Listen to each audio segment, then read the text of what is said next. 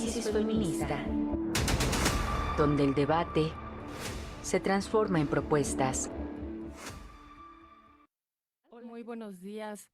Les doy la bienvenida a este espacio radiofónico Análisis Feminista. Yo soy Lisbeth Ortiz Acevedo y estoy en sustitución de la periodista Lucía Lagunes Huerta. Ella es titular de este espacio y bueno, pues hoy tendremos dos temas muy interesantes. Tendremos invitadas también con una trayectoria importante para hablar de los temas. Y bueno, pues les recuerdo el número en cabina por aquí. Nos pueden llamar, nos pueden enviar mensaje. Es el 5535-084761. Y también en redes sociales nos pueden encontrar como CIMAC Noticias y les invitamos a utilizar el hashtag CIMAC Radio, periodismo feminista. Y bueno, pues vamos a dar comienzo en esta semana electoral en el país. Nos enfrentamos a una votación el próximo domingo derivada de la reforma judicial y bueno, pues les invito desde CIMAC Noticias tendremos una cobertura especial, ellas en la elección judicial y precisamente para acercarnos al tema de justicia para mujeres, pues hoy platicaremos con especialistas que tienen que ver en tema de justicia y tendremos que tener acceso a la justicia las mujeres y también en el tema de reparación de daño y restitución, sobre todo para sobrevivientes en el tema de trata de personas, desde luego también con temas de prevención. Y bueno, pues para eso voy a darles la bienvenida a nuestras invitadas para que podamos platicar en esta mesa. Ella es Alicia Mesa Briviesca, ella es coordinadora de incidencia en política pública del Centro de Estudios Sociales y Culturales Antonio de Montesinos, AC. Buenos días, Alicia. Buenos días, Lisbeth. Hola. Mucho gusto que nos hayan invitado. Saludo a tu audiencia. Muchísimas gracias. Al contrario, muchas gracias por platicar con nosotras esta mañana y bueno, pues ahora, si me permiten, voy a saludar a Marisol Flores García. Ella es directora del Centro Fray Julián Garcés Derechos Humanos y Desarrollo Local AC. Hola, Marisol, buenos días. Hola, buenos días a todos y a todas, a la audiencia de CIMAC Noticias. Un gusto estar con ustedes. Al contrario, muchas gracias a las dos para hablar de un tema tan importante y tan interesante que ahora, un poco más adelante, hablaremos de en dónde estarán en el evento, pero es importante que hablemos del tema de trata. Hay que hablar del tema de trata, trata de personas, y en esta ocasión lo vamos a hacer. La clave es hablarlo desde la perspectiva de los derechos humanos de las mujeres. Em, bueno, porque, bueno, pues este delito se enraiza en dinámicas de desigualdad y violencia machista. Explota la vulnerabilidad socioeconómica y la falta de oportunidades de las mujeres. Y este tema, bueno, pues es el que nos trae a esta mesa. Y bueno, pues para eso yo te quiero preguntar, voy a iniciar contigo, Alicia Mesa Briviesca. Te quiero preguntar en el tema de trata con fines de explotación sexual, porque sin duda hay otras modalidades de trata y que también incluye a hombres. En esta ocasión, como lo decía, la clave para analizar el tema va a ser la perspectiva de los derechos humanos de las mujeres.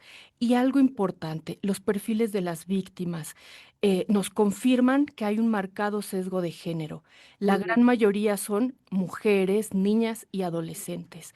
Y ujú, esto nos está atravesando en este país. claro.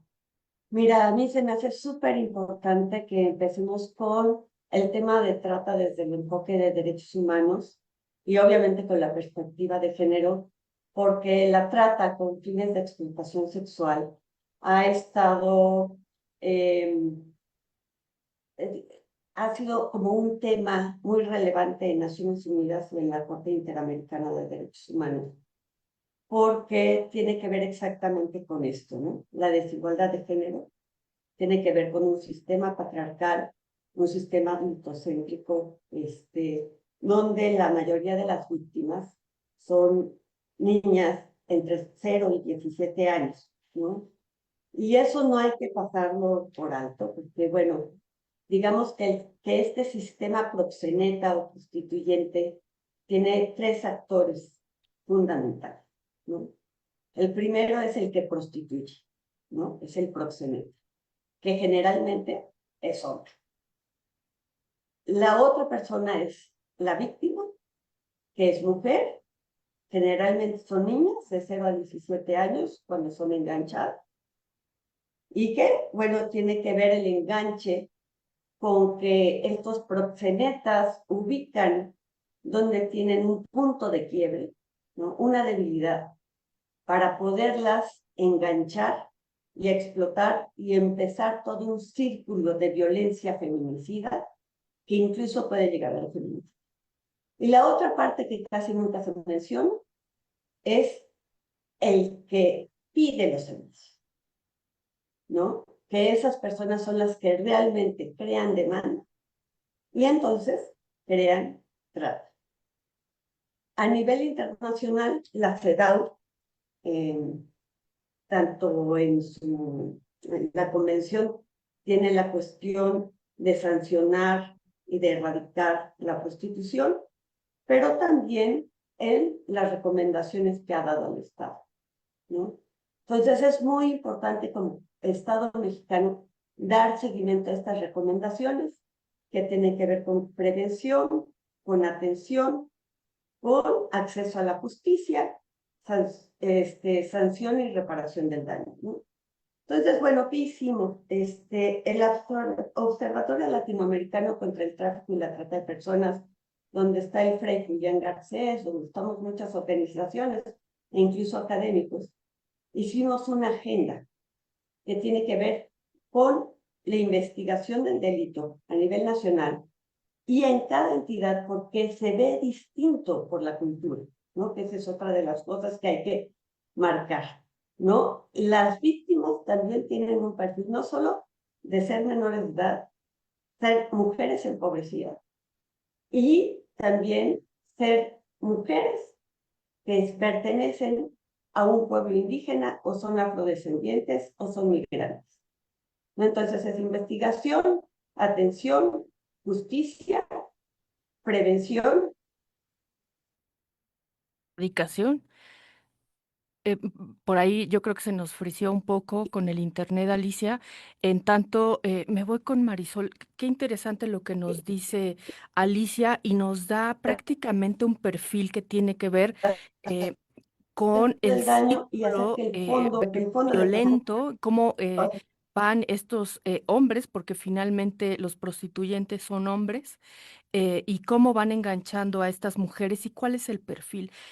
Eh, pero también, Marisol, te quiero preguntar, o lo quiero rebotar contigo, estamos viviendo en este país una crisis migratoria. Estamos en esta circunstancia y sin duda esto favorece las redes de trata con fines de explotación sexual. Y miramos en esta crisis de migración algunos puntos o algunos focos rojos como pueden ser frontera norte, frontera sur y sin duda la Ciudad de México. Pero ¿qué tendríamos que hacer ante esta crisis humanitaria que vivimos en temas de migración? Pero también esto genera aún mayor explotación sexual de mujeres a través de la trata. ¿Cómo miras este panorama y cómo podríamos llegar también al proceso de erradicación, sin duda con la agenda que tienen, pero qué más tendríamos que llegar a hacer? Bueno, pues primero justo sí reconocer pues que las mujeres y niñas que viven, que son víctimas de trata o posibles víctimas de trata, ya hace rato comentaban sobre las condiciones de vulnerabilidad en que ellas se encuentran, ¿no? O sea, vienen justo de esta cuestión de vulnerabilidad económica, educativa, ¿no? De cultural, familiar, ¿no? Pero además está este contexto que nos acabas de decir respecto a la migración, ¿no?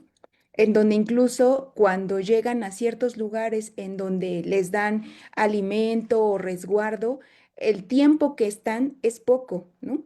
Es poco como justo para poderles apoyar, ¿no? Em, y darles como alguna orientación, algunos cuidados, ¿no? Aquí en Tlaxcala hay, por ejemplo, un albergue, ¿no? Y en este albergue, ¿no? O sea, en este albergue les pueden dar alguna orientación sobre sus derechos humanos, ¿no? Entonces, orientación sobre ello, pero también se han percatado justo que em, también hay que tener ciertos cuidados a la hora de quienes entran a estos lugares, ¿no? De cuidado de migrantes, ¿no? Refugios, porque en el camino también los tratantes vienen con ellas, ¿no? Con las mujeres que son víctimas de trata. Entonces hay que tener mucho cuidado justo al recibirles y por otra parte de orientarlas y para que puedan justo seguir su camino, porque no se van a, muchas de ellas no se detienen, ¿no? Sino que quieren seguir ese caminar o los tratantes las llevan a los lugares de explotación, ¿no? Entonces, a lo que me refiero es que complejiza aún más la prevención, la detección y la atención de las víctimas en esta condición de migración. ¿No?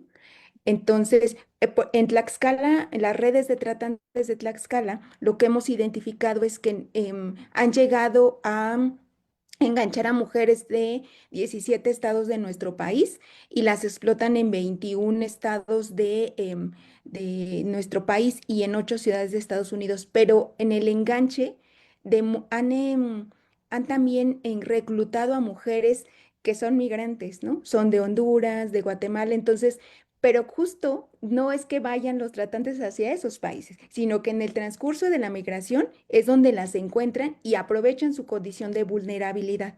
O sea, las redes de tratantes también justo están al pendiente de estas condiciones de vulnerabilidad. Tienen una gran capacidad de identificar las vulnerabilidades de las víctimas, ¿no? Emocionales, económicas, familiares, ¿no? Que ahorita ya lo comentamos, la edad, ¿no? Entonces como es complejo, pues, en esta condición. Y cuando decías, ¿qué hacemos? Ciertamente, ¿no? Pues también nos toca justo ser, pues, pensando en las autoridades, tener esta capacidad de poder identificarlas y dejar de criminalizarlas, ¿no? O justificar, ¿no? Las condiciones en las que se encuentran, ¿no?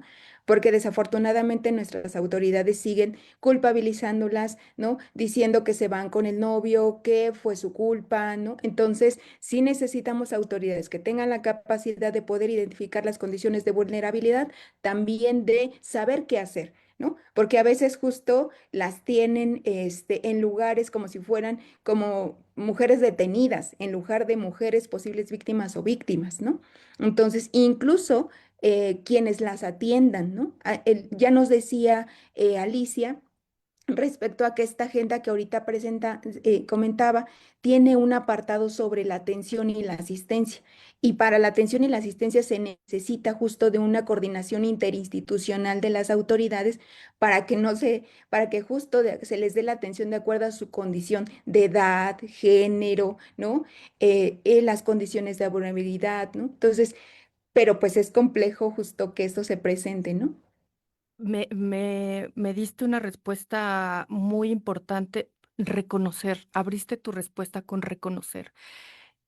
Al Estado mexicano le hace falta reconocer el problema que tiene ante no solamente la crisis migratoria, sino la situación que estamos viviendo. Tú misma nos diste una cifra pues muy dolorosa.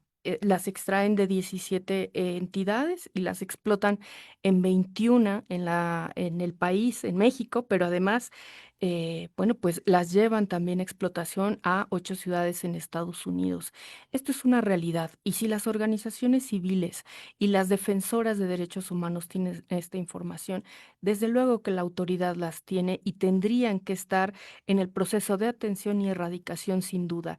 Alicia, yo te quiero preguntar, es muy interesante lo que estamos hablando y ahora en el siguiente bloque vamos a platicar de dónde se estarán presentando todos estos temas, porque sin duda la agenda no se detiene y hay una agenda muy importante, y más en este año, en el 2025, hay una agenda de derechos humanos de las mujeres muy interesante, donde donde la Ciudad de México incluso va a ser em, protagonista, va a ser sede de algunas convenciones y tenemos que estar hablando de estas agendas, sin duda. Y bueno, pues yo te quiero preguntar, Alicia, por el subregistro, porque a pesar de que tenemos algunas cifras y hablamos de la circunstancia de vida de estas mujeres y lo que se está atravesando en el país, hay un subregistro, porque además también muchas de estas víctimas no denuncian miedo, estigma. Y bueno, pues la policía usualmente llega en etapas muy avanzadas del delito, es decir, ya pasaron años y años de explotación con la víctima o las víctimas. Bueno, lo que tú dices, Lisbeth, es muy importante porque de acuerdo a cifras que hemos tenido por la organización A21 y otras organizaciones que se han dedicado a ver más o menos como cuántas personas son explotadas. Según ellas, son 270,000 niñas de 0 a 17 años que están siendo explotadas actualmente en México. Y esa es una diferencia abismal con el número de carpetas de investigación que son registradas por el Secretariado Ejecutivo de Seguridad Pública. Entonces, sí tenemos un subregistro, por lo que tú dices, ¿no? Yo creo que tiene que ver con dos cosas. Una, obviamente el temor que tienen las sobrevivientes de trata para denunciar a los proxenetas, porque ellos los meten en un sistema donde si tú te sales, te pueden matar a tus hijos o a tus familiares porque saben dónde viven, etc. Nosotros tuvimos un caso hace mucho tiempo, bueno, no hace mucho tiempo, hace unos 10 años, terrible, de dos niñas, una de 14 y una de 16, que decidieron salirse, y entonces el proxeneta se da cuenta, las lleva a Puebla, y frente a una mata a la otra, a golpes. Y le dice, te sales y te va a pasar lo mismo, ¿no? Entonces, ciertamente la amenaza de feminicidio en un ambiente de violencia feminicida hace que no denuncie. Y por otro lado tenemos un problema de procuración y administración de justicia muy fuerte.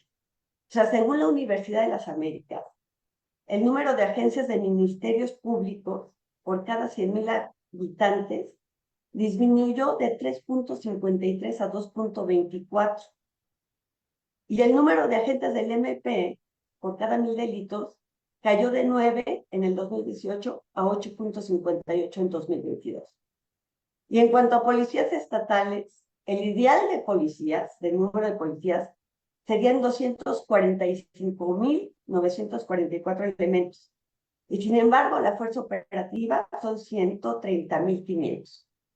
Es decir, ya simplemente para que haya una policía de proximidad, que se haga la denuncia, que se procese, que se haga la carpeta de investigación, que se tengan los peritajes, que se tenga una defensoría de oficio que esté velando por los derechos humanos de las personas sobrevivientes a la trata, ya es algo muy difícil. Y si a esto le sumamos que el Poder Judicial, en la proporción de magistrados y jueces por cada 100,000 habitantes incrementó un poquito de 3.5 a 4.36, pero aún se encuentra muy lejos de las cantidades que hay en otros países. Y según la Universidad Autónoma de Puebla, costaría 35 años alcanzar el promedio internacional de número de juzgadores para poder atender a estas personas. Entonces, Eh, yo creo que... Ay, perdón. vamos a retomar, Alicia, esas cifras. Bueno, me parece muy revelador. Vamos a hacer nuestra primera pausa. Nos quedamos con los 270,000 mujeres que estarán siendo explotadas en este momento en el país y vamos a hablar sobre procuración de justicia, desde luego, y la atención a las sobrevivientes. Vamos a hacer una pequeña pausa y volvemos. Esto es Análisis Feminista. La trata con fines de explotación sexual en México, cifras y retos. La trata de personas con fines sexuales es una forma de esclavitud moderna que implica la captación, traslado, retención o recepción de personas, mediante el uso de la fuerza, el engaño o el abuso de poder, con el propósito de explotarlas sexualmente. Esta práctica, considerada una grave violación a los derechos humanos, afecta principalmente a mujeres, adolescentes y niñas, quienes son sometidas a explotación. Las redes de trata operan a nivel nacional como internacional, aprovechándose de condiciones de vulnerabilidad como la pobreza, el desempleo o la falta de acceso a la educación. Entre sus características más comunes destacan la manipulación emocional, el aislamiento, la vigilancia constante y la amenaza física o psicológica para mantener el control sobre las víctimas. En muchos casos, las personas tratantes utilizan falsas promesas de empleo, estudios o mejores condiciones de vida para enganchar a sus víctimas. También puede ocurrir en espacios clandestinos o incluso en lugares aparentemente legales, lo que dificulta su detección y combate. Por su parte, la Organización de las Naciones Unidas estima que cerca de 21 millones de personas en el mundo son víctimas de trabajo forzoso o trata humana. De ellas, las mujeres adultas representan el 51% y junto con las niñas suman el 71% del total de víctimas detectadas. En efecto, casi 3 de cada 4 víctimas femeninas son explotadas sexualmente. A nivel mundial el fenómeno va en aumento. El Informe Mundial de UNODC 2024 documentó un crecimiento del 25% entre 2019 y 2022, con un alza notable de niñas y niños vulnerables. 38% del total mundial en 2022 fueron niñas. Estos datos globales subrayan que la explotación sexual es la modalidad dominante delictiva y que la infancia y juventud constituyen casi la mitad de los afectados identificados. En México, las estadísticas oficiales reflejan cientos de casos cada año. Según el Secretariado Ejecutivo del Sistema Nacional de Seguridad Pública, en 2022 se iniciaron 831 carpetas de investigación por trata de personas, cifra que bajó a 531 en 2023. Paradójicamente, el número total de víctimas reportadas se mantuvo en niveles similares, unos 782 en 2022 y 792 en 2023. Esto indica que, aunque bajaron las indagaciones oficiales, los casos no disminuyeron. En 2023 se registró incluso más víctimas que en 2022. En el marco legal, México cuenta con normas avanzadas. La Ley General para Prevenir, Sancionar y Erradicar los Delitos en Materia de Trata contempla explícitamente la explotación sexual como uno de los fines ilícitos. A nivel internacional, México ratificó en 2013 el Protocolo contra la Trata de la ONU, comprometiéndose a proteger especialmente a mujeres, niñas y niños. Además, el país participa en mecanismos regionales de cooperación y cuenta con instancias dedicadas. Sin embargo, estos instrumentos legales deben articularse con políticas públicas integrales, pues la Comisión Nacional de Derechos Humanos ha señalado la carencia de programas de prevención efectivos que ataquen las causas sociales subyacentes. Informó para Análisis Feminista Marlene Galván. Bien, estamos de vuelta aquí en Análisis Feminista y bueno, pues nos quedamos con un debate, con una información muy interesante en una mesa de análisis sobre el tema de trata de personas con fines de explotación sexual. Y bueno, pues yo les recuerdo por acá el número en cabina es 55 35 08 47 61 y también nos pueden encontrar en redes sociales como CIMAC Noticias. Y bueno, pues les invito también a utilizar el hashtag CIMAC Radio, periodismo feminista. Y bueno, pues estoy platicando con dos especialistas en el tema. Ella es Alicia Mesa Briviesca y es coordinadora de incidencia en política pública del Centro de Estudios Sociales y Culturales Antonio Montesinos y con Marisol Flores García, directora del Centro Fray Julián Garcés, Derechos Humanos y Desarrollo Local AC. Eh, eh, nos decías algo muy interesante. Bueno, ambas nos han dicho cosas muy interesantes y cifras muy necesarias. Yo te quería preguntar ahora, Marisol, e- est- este, mm, eh, esta especialización, además de las redes de trata que se van inmiscuyendo cada vez en las dinámicas sociales para poder acceder a las víctimas, y hoy nos dices, pueden venir incluso acompañadas de ellas en el tema migratorio y sean estos hombres quienes los agresores, incluso quienes las acompañan, y entonces desde la organización que las apoyaremos, bueno, pues tenemos que tener incluso afinado el sentido de la vista para reconocerles. En fin, nos vas narrando también cuántas mujeres han sido explotadas, desde dónde, en qué entidades. En fin, yo te quiero preguntar también algo, Marisol. Me parece que un punto fundamental es la capacitación. Más allá de la capacitación, la policía, las autoridades, toda la cadena tendría que tener una perspectiva de los derechos humanos y también una perspectiva de los derechos humanos de las mujeres, porque parecen desconocerlo y no actuar en función de ello. Y a pesar de que ha habido sentencias históricas que nos han dicho, las autoridades no pueden actuar fuera de ello, desde sentencia de Campo Algodonero, y de ahí se han venido tantas, pues las autoridades siguen sin actuar con perspectiva de género, pero me parece fundamental el tema para poder comenzar a la mejor a encontrar sobrevivientes, desde luego, y poder encontrar la erradicación. Sí, bien importante la perspectiva de derechos humanos para quienes les toca identificar, atender, ¿no? Y acompañar en el proceso de acceso a la justicia a las sobrevivientes, ¿no? Es bien importante y no solo es importante como la capacitación en términos de conceptos, sino incluso que eso interpele su propia práctica como personas, ¿no? Y en su práctica, justo como funcionario público, como autoridad, ¿no? En Tlaxcala hemos tenido investigadores, policía de investigación que ha sido tratante, ¿no? Entonces, ya estamos llegando a como a niveles graves porque ya no es ahora que cambie solo sus conductas machistas, ¿no? Sino que incluso deje de ser tratante, ¿no? Eso es algo como bastante grave, pero incluso no solo la perspectiva de derechos humanos, que justo reconozca a la víctima como víctima y que tiene acceso a derechos, sino que también, justo también tenga una perspectiva de género, incluida en ese sentido la construcción de masculinidades no violentas, ¿no? Porque ciertamente, ¿no?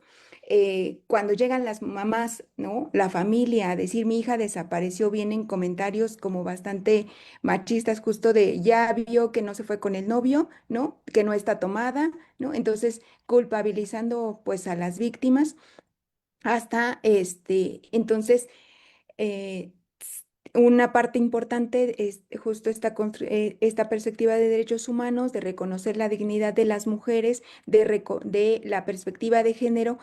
También me parece que otro elemento importante que nuestras autoridades y funcionarios públicos tienen que tener es que conozcan lo que les compete hacer, ¿no? Muchas veces nuestras propias autoridades no saben cuáles son sus funciones.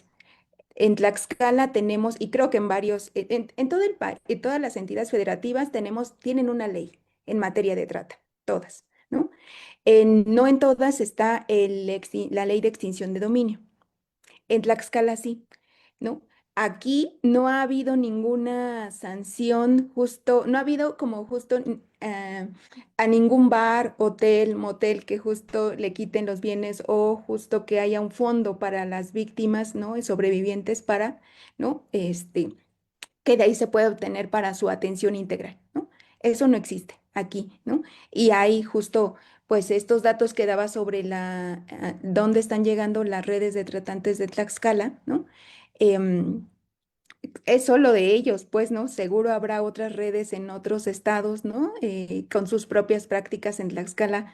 Somos justo, pues, productores, pues, de redes de tratantes, ¿no? En otros estados se da de manera como distinta, pero justo estos tratantes cuando son detenidos, ¿no?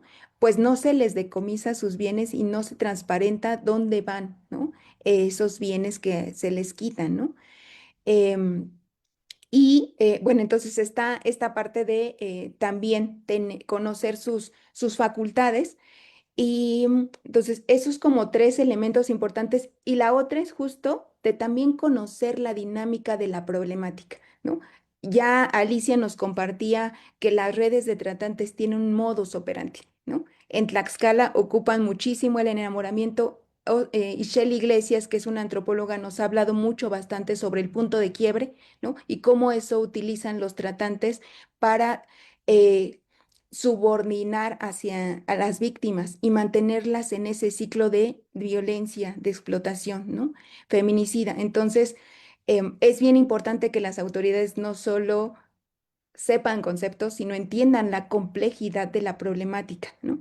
De lo que están viviendo las mujeres. Es como bastante complicado salir y en ese sentido no solo quienes las identifican, las atienden, sino quienes les dan la atención integral, porque no es que estén 3 meses solamente en un lugar como luego lo ha planteado Febintra, ¿no? Sino que justo necesitan un lugar en donde se les acompañe para algo que nos llama justo Ishel y Oscar Montiel sobre despatriarcalizarlas, ¿no? Y desproxenetizarlas, ¿no? Entonces es algo complejo que no lo haces en 3 meses, ¿no? Yo le dejaría hasta ahí.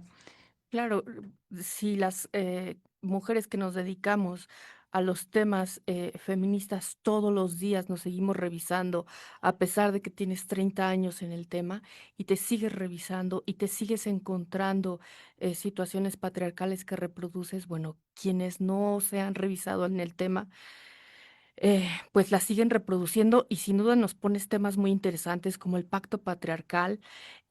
Hay toda una labor cultural importante en este país para dar reversa.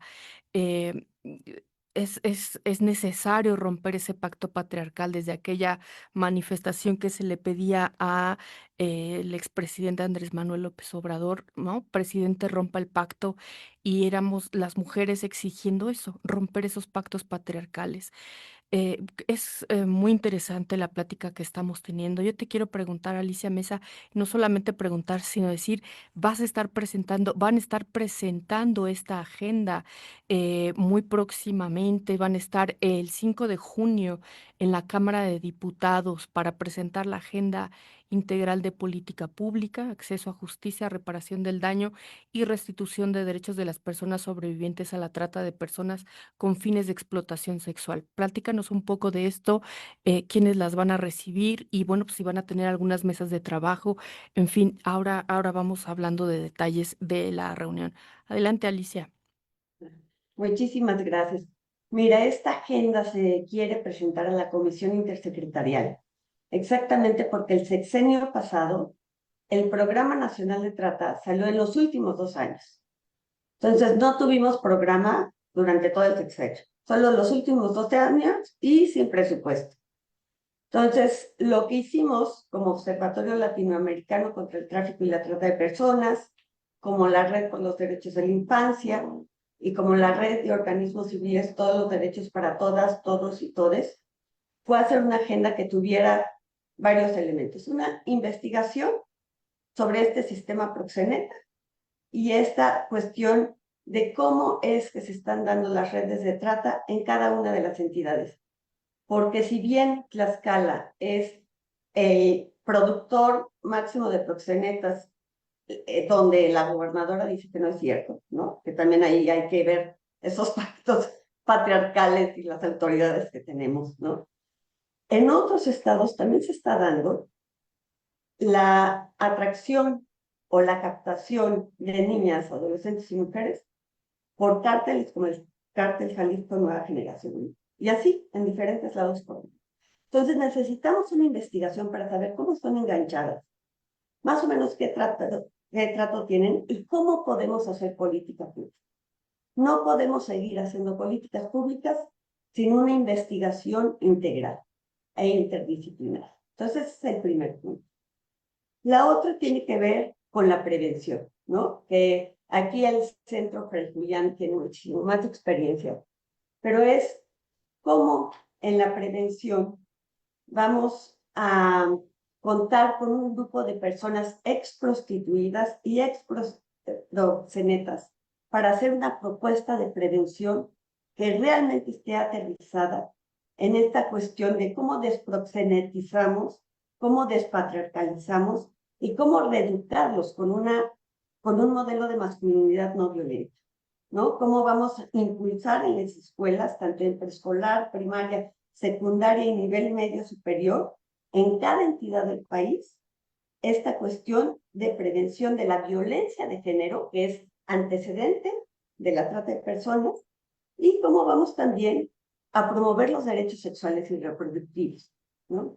porque mitos como la virginidad, como el matrimonio, están también creando condiciones para la trata, ¿no? Entonces, en esta prevención también se quiere realizar una serie documental de 10 capítulos sobre el fenómeno de la trata por entidad federativa, ¿no? La otra es la atención y la asistencia. Este es que en cada entidad federativa haya una atención integral, profesional y eficaz que contribuya a la restitución de los derechos de las personas sobrevivientes acorde a la etapa de desarrollo que tienen, porque esto es muy importante, es muy diferente tratar con niñas y adolescentes que con mujeres. Crear refugios especializados, y como decía muy bien Marisol, no solo es la estancia en el refugio, porque salen y entonces vuelven a entrar al ciclo de prostitución, ¿no? Sino que tengan un acompañamiento en el refugio y después del refugio, ¿no? Y la otra es crear varias casas de medio cambio. O sea, México no tiene realmente una capacidad de atención por cada entidad federativa. Y eso es muy importante porque si no hay atención, las personas vuelven al mismo lugar, ¿no? Y la otra que es la de acceso a la justicia, ¿no? Que es acceso a la justicia restaurativa, reparación del daño tanto individual como social, porque no solo es que afectes a una persona, afectas a una familia, afectas a una comunidad. Mecanismos adecuados de investigación, judicialización y sanción, que incluyen fortalecer el número y capacitación de policías, ministerios públicos, peritos, defensores de oficio, número y cualificación de jueces, juezas, magistradas e incluso ministros y ministras, ¿no? Tener en cuenta como centro la víctima. Esto es muy importante porque es algo que está fallando, ¿no? Con planes de vida y servicios de atención a su salud física y psicológica a largo plazo, porque las repercusiones en su salud son muy profundas. Y verlas como sobrevivientes, como sujetos políticos de cambio y con derechos. Para ello es necesario lo que decía Marisol, lo que tú decías, una capacitación continua a todas las personas, tanto operadoras de la justicia como administradoras.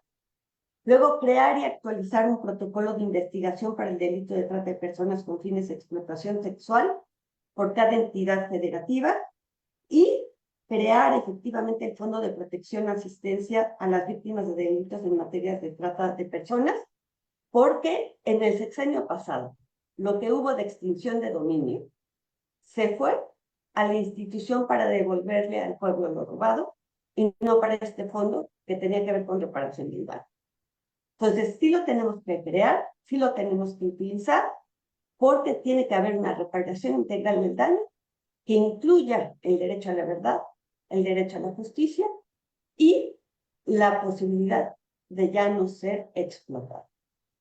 Qué interesante plática he tenido el día de hoy para poder visualizar no solamente el tema de trata, sino llegar con una propuesta ante las autoridades. Vamos a estar siguiendo muy de cerca desde CIMAC Noticias, desde luego el próximo 5 de junio, este encuentro en la Cámara de Diputados y bueno, pues vamos a darle continuidad.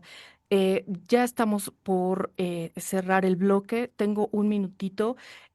Pero no me quiero ir sin que ustedes nos puedan dar su contacto en redes sociales para que alguien, no sabemos nunca a quién llegamos, las puedan o las quieran contactar. ¿A dónde te encuentran, Marisol?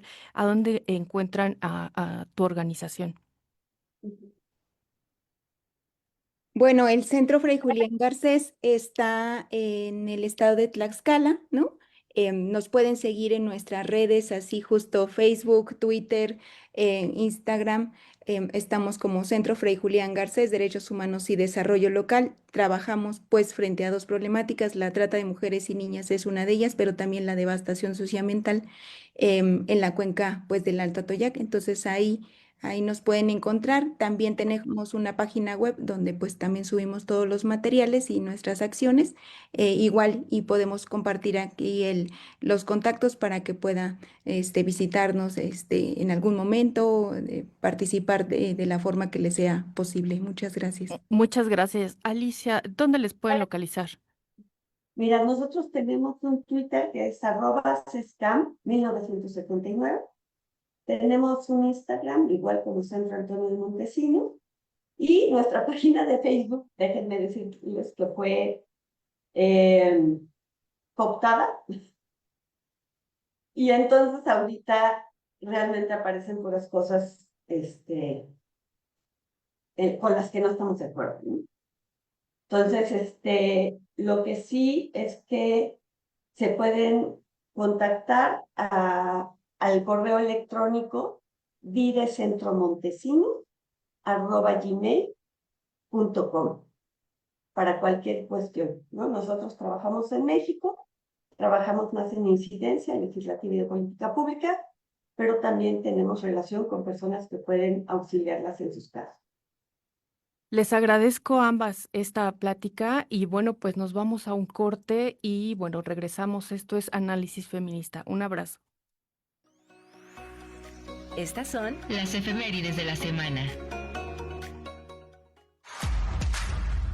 El 26 de mayo de 1957 nació en El Venado, San Luis Potosí, Elsa Patria Jiménez Flores, activista incansable por los derechos de las mujeres y de la comunidad LGBT. Desde los 19 años inició su labor en favor de la justicia social, psicóloga de formación, y en 1997 se convirtió en diputada federal. Durante 2 décadas dirigió el Closet de Sor Juana, una organización pionera en la defensa de los derechos de las lesbianas en México. El 27 de mayo de 1987 se proclamó el Día Internacional de Acción por la Salud de las Mujeres por la Red Mundial de Mujeres por los Derechos Reproductivos, con el fin de resaltar la importancia de la salud integral de las mujeres, promoviendo acciones y políticas que garanticen su bienestar físico, mental y social. El 29 de mayo se conmemora el Día Internacional del Personal de Paz de las Naciones Unidas. Fue establecido por la Asamblea General en 2002. Esta fecha reconoce la creación de la primera misión de mantenimiento de la paz de la Organización de las Naciones Unidas en 1948 y honra la labor y sacrificio de los cascos azules y el personal civil que trabajan en misiones de paz en todo el mundo. El 30 de mayo de 1923 se celebró el primer Congreso Feminista Panamericano, un evento histórico en el que se resolvió llevar al Congreso de la Unión la petición de establecer la igualdad de derechos políticos para hombres y mujeres. Este congreso marcó un hito en la lucha por los derechos de las mujeres en América Latina, destacando la importancia de la igualdad política y abriendo el camino para futuras reformas y avances en la equidad de género. El 31 de mayo del 2000 se publicó en México la Ley para la Protección de los Derechos de los Niños, Niñas y Adolescentes. Esta ley estableció un marco jurídico integral para garantizar y proteger los derechos fundamentales de los menores de edad en el país, abordando aspectos esenciales como la salud, la educación, la seguridad y el bienestar social. Su promulgación representó un avance significativo en la protección y defensa de los derechos de la infancia y la adolescencia en el país. El 1 de junio de 2012, la Asamblea General de las Naciones Unidas proclamó el Día Mundial de las Madres y de los Padres, una fecha dedicada a honrar y reconocer el papel fundamental de los padres en la crianza y educación de sus hijos. Este día celebra el compromiso y la dedicación de las madres y padres en todo el mundo, subrayando la importancia de su labor en el desarrollo y bienestar de las familias y la sociedad. Bien, ya estamos de vuelta aquí en el último bloque de Análisis Feminista. Les recuerdo el número en cabina es 55 35 08 47 61 y nos pueden encontrar en redes sociales como CIMAC Noticias. Y bueno, pues les invitamos a utilizar el hashtag CIMAC Radio y Periodismo Feminista. Y bueno, pues tuvimos un tema muy interesante en el tema de trata y ahora nos vamos con un tema de la CEDAW. Vamos a hablar sobre la CEDAW y para ello, bueno, vamos a hablar del informe Sombra. es decir, un informe que redactaron las organizaciones de la sociedad civil y, bueno, pues que documentaron situaciones de violencia contra las mujeres en este país y tienen hallazgos relevantes. Y para ello, bueno, le voy a dar la bienvenida a Imelda Marrufo. Ella es abogada feminista, coordinadora general de la Red Mesa de Mujeres de Ciudad Juárez. Qué gusto encontrarte, Imelda, después de tantos años por acá. eh, Hace mucho te conocía por allá en Ciudad Juárez como una fuente importante de información. Muchas gracias por platicar esta mañana conmigo. Buenos días y bienvenida. Hola, muy buenos días, querida. Pues claro que sí, además tú diste seguimiento inclusive a un tema de una disculpa pública, hace no mucho. Dicho sea de paso, si mi memoria no me falla, acá en Campo Algodonero, así que muchas gracias por la invitación. Estoy ahorita en un espacio que mi luz no es tan buena, pero espero que me escuche muy bien y pues adelante, queridísima. Claro que sí, te escuchas bastante bien. Bueno, pues yo te quiero preguntar, ¿cuáles fueron los hallazgos que encontramos? Es decir, em, estamos obligadas. México firma ante autoridades internacionales, bueno, pues firman convenciones y estamos obligadas a hacer análisis al interior de los países y entregamos informes. Pero uno es lo que entrega el Estado mexicano y otro es lo que entregan las defensoras, es decir, todo aquello que documentan a ras de suelo. Y este es importante porque de forma reciente se entregó y presentó este informe periódico de sus compromisos internacionales y nos hablaba pues precisamente de unos hallazgos que no son nuevos, que no nos sorprenden sin duda y nos hablan sin duda de la situación tan compleja en violencia feminicida, el subregistro de datos, la impunidad en temas de crímenes de género, de odio, el debilitamiento institucional de algunas organizaciones encargadas de promover los derechos humanos y de erradicar la violencia. En fin, son muchos los hallazgos. Si quieres, vamos a ir ahondando en los primeros y más Sí, importantes. sí, No es nuevo. Creo que esto lo sí. hemos venido resaltando hace 30 años. Pero, ¿qué nos dice este informe, Imelda? Sí, no, muy bien. Bueno, para irnos directamente al tema de cuáles son los hallazgos, decirte que nosotras, decirle pues a quienes nos escuchan y nos comparten, por supuesto, en redes también, decirles que hay amplios son los temas de los cuales el Estado mexicano estuvo en obligación de informar al Comité de Expertas de la SAUDAP y así lo hizo, digamos, desde septiembre 23. Es, digamos, este último momento del proceso que nos trae también a este programa y a esta pregunta. Y decirles que México recibió una lista de temas o de cuestiones, ¿no? De planteamientos por parte de las expertas, que son con un espectro amplio de diversas temáticas y que efectivamente inclusive en este contexto tú sabes y conocen que hoy, el día de hoy y mañana se está llevando a cabo reuniones, por supuesto, convocadas por Cancillería y la Secretaría de las Mujeres para este tema de CEDAW. Nosotras desde Red Mesa de Mujeres hemos estado, debo decir, dando seguimiento a este proceso en vinculación con la CEDAW desde antes del 2012 a la fecha. Y, por ejemplo, para centrar un tema específico, les quiero comentar que nosotras dimos seguimiento, digamos, a una obligación que tiene el Estado mexicano, que es cumplir con la resolución 1325 en materia de seguridad para las mujeres. Es una resolución de Naciones Unidas de las que México, ¿no? Se tarda 20 años para elaborar el Plan Nacional en materia de seguridad para las mujeres en cumplimiento con la resolución 1325. Así pues, por allá del 20, digamos, en el 2020, la secretaria Sánchez Cordero, en un enero, ¿no?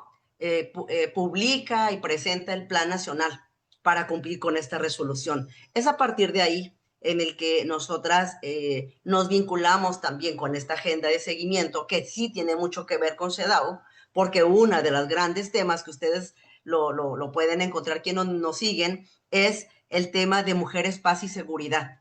Es uno de los temas que está vinculado con la lista de cuestiones y con la agenda de lo que México tendrá que sustentar, digamos, en su informe. Y desde ahí yo solamente diría, en la pregunta de cuáles son los hallazgos, pues México, por ejemplo, informó que tenía un programa, el de mujeres constructoras de paz, ¿no? Y que en ese programa, digamos, era uno de los grandes ejes liderados por el Instituto Nacional de las Mujeres para cumplir con ese plan. La pregunta entonces que nosotras hacíamos y hemos hecho desde el año pasado, que fue septiembre, hasta ahora, ¿no?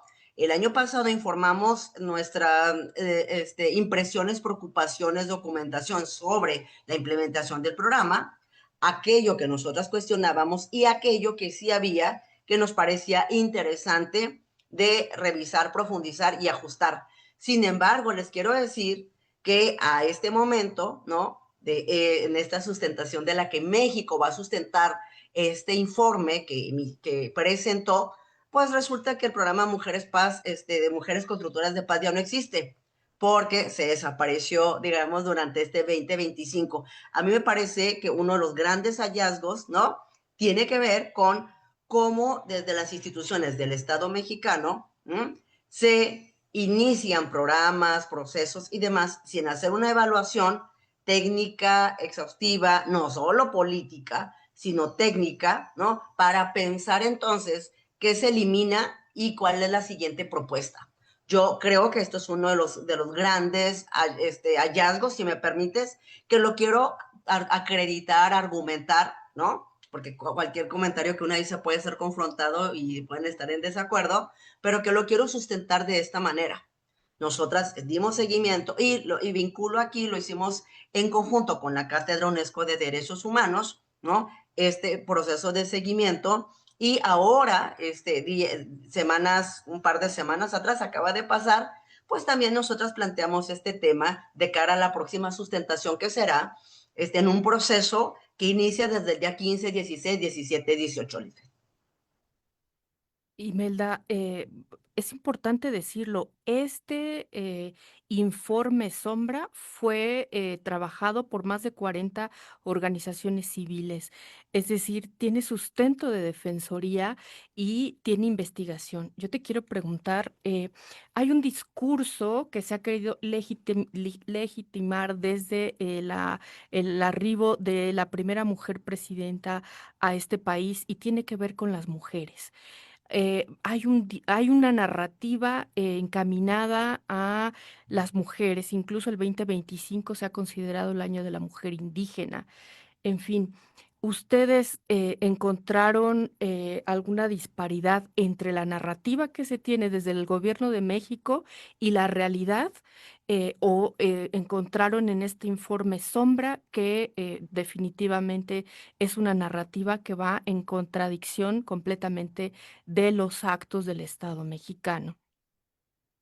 Sí, es una pregunta, creo que de las así, ¿no? De las más de columna vertebral que tú haces y que inclusive he seguido, ¿no? Un poco en este tema para poder cuestionar. Y creo que en esta lógica es que la parte de la narrativa, digamos, de la presidenta, que me parece que tiene ciertos mensajes interesantes de los cuales yo le daría el beneficio de la duda, abrió esta parte de los museos y el espacio en la Ciudad de México, allí, digamos, en la zona donde ella trabaja, ¿no? En el centro de la ciudad, inauguró, digamos, una especie de sala. Entonces me parece que es como un mensaje que procura distinguirse por lo menos de su antecesor, aunque ella no lo haga, o lo haga intencional o no lo haga intencional. Pero me parece que hay ciertos matices, ¿no? Si me permites comentarlo de esa manera,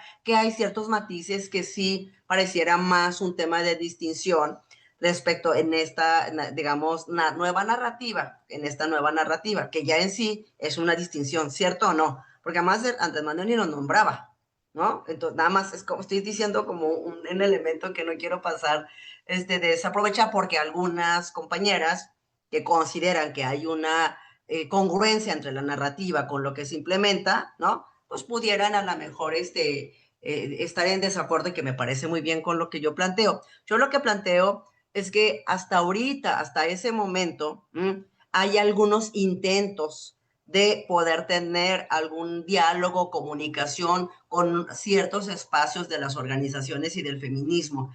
Sin embargo, a mí lo que me preocupa es que esto no es amplio, que esto no es suficientemente abierto, y lo he escuchado en voces de feministas de las cuales yo respeto mucho, te lo comento. Entonces, que me parece que sí, para que entonces planteemos que al menos hay una consistencia de la apertura, que me parece que es parte de la narrativa, ¿eh? O sea, la narrativa es que hay una apertura de un diálogo con los diversos espacios, y creo yo que les puede estar preocupando muchísimo el hecho de que a la nueva, digamos, administración de las autoridades actuales, pues no quieran ser cuestionadas y debatir puntos esenciales de su quehacer en estos meses. Ahora, son pocos meses, es cierto. Sin embargo, lo que sí preocuparía en esta lógica de la misma narrativa es que se generen ciertos programas sin que tengan una base sólida de la implementación y de ciertas condiciones que garanticen que la igualdad sustantiva, que fue parte de la reforma constitucional, pero que además ya teníamos estos derechos en las convenciones y ya era una obligación del Estado sin que estuviera en la Constitución, ¿no? No es tan consistente con la operatividad de estos meses. O sea, no es congruente tal, aunque, ¿verdad? Hay algunos programas que se presentan como tal. Yo no los quiero desdeñar, de verdad, pero sí me preocupa, híjole, que algunos no lo siento realmente con una base sólida en términos del diseño institucional, y sobre eso sí me gustaría platicar con las instituciones de la Secretaría de las Mujeres, ¿no? Que nos han dicho que tienen un diálogo. Queridas, quienes nos escuchan ustedes de CIMAC, sin embargo, también hay que decirlo, hoy y mañana hay una reunión para ver estos temas de CEDAW, y solamente se convocó de manera presencial, sin un espacio para dialogar a quienes no podemos estar en el centro del país. Eso no es congruente. Me parece un mensaje contundente. Se nos viene el cierre del programa, Imelda Marrufo, pero para cerrar, para que la gente pueda conocer esta información, ¿a dónde puede acceder para leerlo y estar capacitada en el momento en el que esa persona lea y pueda encontrar información de todos los hallazgos antes de cerrar el programa? Sí, mira, nosotras, bueno, reconocemos que la Cátedra UNESCO de Derechos Humanos tiende, a través de la dirección de la doctora Gloria Ramírez, tiende, digamos, a tener un sitio web, así que es portal Cátedra UNESCO de Derechos Humanos, y ahí es más fácil de tener acceso a todos los informes. Por eso sugiero esa página. Digo, a reserva de que nosotros igual tenemos una alianza de ciertos informes, y si hubiera otra o más, por supuesto, se los haríamos a conocer para que ustedes también sigan informando. La doctora Aimee Vega también planteaba poder tener un espacio para vincularlos, pero por lo pronto yo diría que en la portal de la Cátedra UNESCO estarán todos los informes de las organizaciones de la sociedad civil, y por supuesto de lo que viene, que son los próximos días, en los que nos parece maravilloso, que qué bueno que CIMAC también está presentando información relevante, y también están inscrita para poder participar en este diálogo del cual México sustenta el informe, y les agradezco mucho el espacio, queridas. Al contrario, te agradezco, Imelda, esta plática de esta mañana. No hay que perder la comunicación, sigamos documentando y hablando del tema. Te mando un abrazo y bueno, pues yo les agradezco a todas, a todos por habernos escuchado esta mañana. Esto es Análisis Feminista y bueno, pues el próximo miércoles a las 11 de la mañana ya estará por aquí la periodista Lucía Lagunes Huerta y bueno, pues les agradezco a la producción de este programa, Lucero Zamora, a Saraí Nicanor en la asistencia de producción y a Marlene Galván, quien realizó las cápsulas que escuchamos y quien realizó el guión y la selección musical. Yo soy Lisbeth Ortiz Acevedo y bueno, pues me encuentran por ahí en redes sociales como @lamuilibre. Muchas gracias y hasta muy pronto. Análisis feminista, donde el debate se transforma en propuestas.